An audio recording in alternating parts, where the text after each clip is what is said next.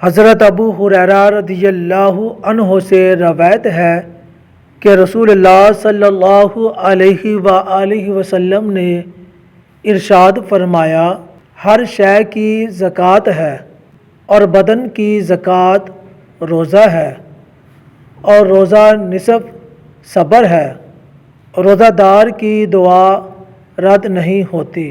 حضرت ابو ہریرہ رضی اللہ عنہ فرماتے ہیں کہ رسول اللہ صلی اللہ علیہ وآلہ وسلم نے فرمایا، 3 لوگوں کی دعا رد نہیں کی جاتی۔ نمبر 1، افطار کے وقت روزہ دار کی دعا۔ نمبر 2، عادل حاکم کی دعا، اور نمبر 3، مظلوم کی دعا۔ روزہ کے چند فضائل۔ روزہ جہنم سے ڈھال ہے۔ حضرت ابو ہریرہ رضی اللہ عنہ سے روایت ہے، رسول اللہ صلی اللہ علیہ وآلہ وسلم نے فرمایا کہ اللہ عز و جل نے فرمایا، انسان کا ہر عمل اس کا ہے مگر روزہ میرے لیے ہے، اور میں خود اس کی جزا دیتا ہوں، یا میں ہی اس کی جزا ہوں، اور روزہ دوزخ سے ڈال ہے۔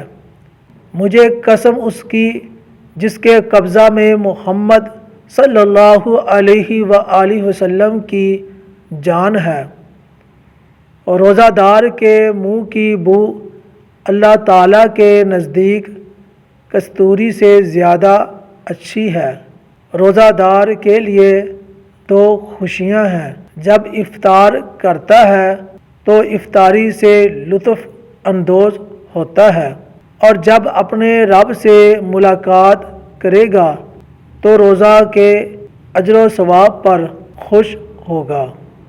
سفر میں روزہ چھوڑنا جائز ہے، لیکن اگر غیر معمولی مشقت کا اندیشہ نہ ہو تو روزہ رکھنا افضل ہے۔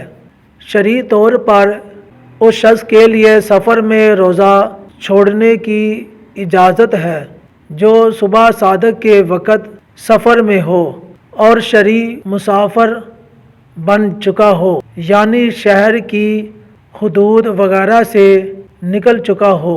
اور اگر کوئی شخص صبح صادق کے وقت سفر میں نہ ہو، اس کے لیے روزہ چھوڑنا جائز نہیں، اگرچہ دن میں اس کا سفر میں جانے کا ارادہ ہو۔